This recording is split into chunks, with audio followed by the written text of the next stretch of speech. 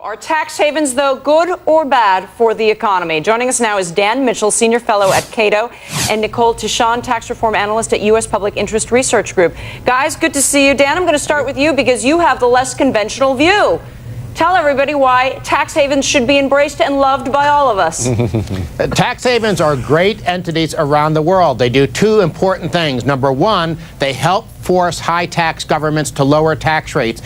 Go back to 1980, before tax competition swept the world, before tax havens were such a big deal. The average top income tax rate in developed nations was nearly 68%. Corporate tax rates were nearly 48%. This is why the world economy was in the toilet in the 1970s. But thanks to globalization, thanks to governments being subjected to competitive pressure, especially because of tax havens, what happened? Tax rates have been coming down and down. And Nicole, that's great for the world. Tax competition is good for all of us, no? Well, I think we have to take a step back because you think of the ramifications to U.S. taxpayers, to corporations who are paying their taxes.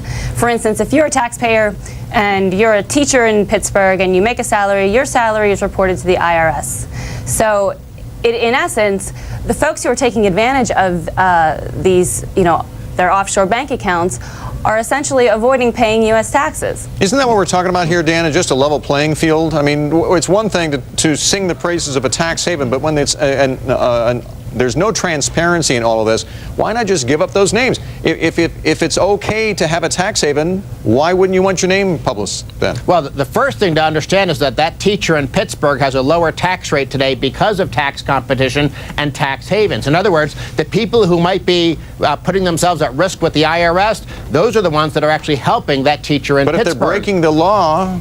Well, here's where we get to the key question. What is the best way of lowering tax evasion? The IRS wants global information sharing. They want to tear down the Swiss human rights policy of protecting financial privacy. That's one way of going at it, which I don't think will work. Have a global cartel of high-tax nations sharing information with each other. Or the other way is to lower tax rates. And we saw in the 1980s under Reagan that we had a dramatic increase in tax collections from the rich when we dropped the top tax rate from 70 to 28. This position is kind of difficult at the moment when the economy is in such dire straits and, a lot of Americans are losing their jobs, right? So I think it's difficult for you to defend tax havens at the moment, especially when a lot of Americans have to rely on, their tax receipts to pay for a lot of common services. No, maybe we want lower taxes we have much too much government in Washington. That's the problem. Politicians are wasting money hand over fist. The problem is Washington, but in the end, you got to think that, there's a lot going on in America at the moment. It will send the wrong message. The U.S. is clearly trying to send a message. Nicole, get in there. Yep. Sure, no, absolutely.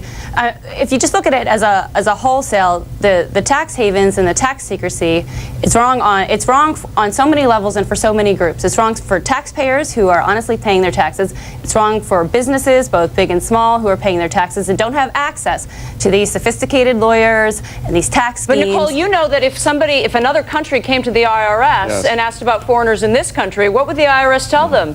Zero. None of your business. Nothing. They would get nothing. And you know what? The biggest tax haven in the world is the United States because we don't tax foreigners who put their money here. So do we have any business asking the Swiss government to give up these names? That's exactly it. It's a sovereignty issue. I'm asking Nicole. Nicole. I mean, I still think that we're getting away from the key issue, which is that, we saw what happened here in the U.S. when we had these parallel shadow markets, basically bringing the entire global economy to how is that related to this discussion at all? I mean, I get the lack of a level playing field, and I get all that, but here we are asking another government that has their own set of laws on the books and do something that we would not do in reverse. Their laws. No, there are laws right now to protect companies from being doubly taxed.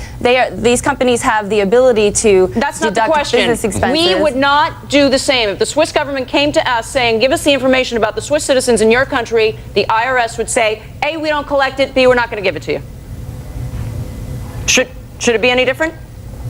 Well, I wouldn't say that our system is perfect and would need to be looked into as well, but I don't think that companies and individuals invest in the United States for the same set of reasons that we do overseas. By the same token, though, Dan, The Obama administration is trying to aspire to some sort of consistency in international tax laws right now. Isn't that the answer, to work from a top-down position and get other governments to cooperate in all of this? Dan, tell them why that's a terrible idea. And have tax consistency around the world?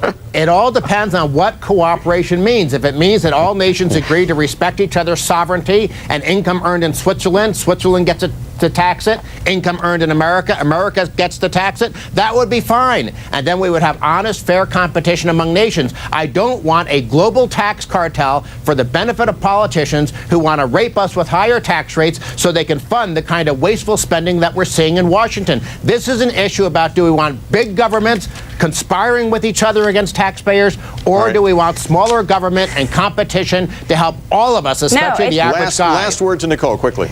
No, I think it's long overdue, and it's interesting to me to see the way that you're shifting the victims around here. I think the true victims are the taxpayers. The true victims are the folks who don't have access to these same tricks and schemes, and that's what essentially is letting the pirates of the Caribbean go off on their own and do what they do. The problem is that without, strengthening our reporting requirements, revisiting our QI agreements, we've got to do that. And I think the G20 and I think our Congress and President are hopefully moving towards that.